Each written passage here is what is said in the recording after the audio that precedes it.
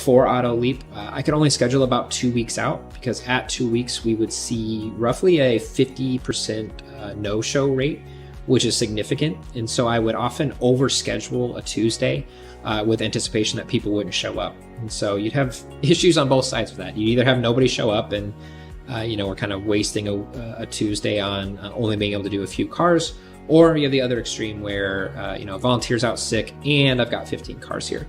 And so we struggled with that balance when we weren't able to really properly schedule and manage those appointments. And so with AutoLeap being able to have kind of a cadence of reminders to our clients, as well as an easy way for them to let us know when they're not going to be able to make it, it gives us a much more clear picture of who's going to be there and who's not, so that we can ultimately, backfill in appointments that had canceled and allow us to schedule 3-4 weeks out at a time, which ultimately just helps us serve more people than we've ever been able to.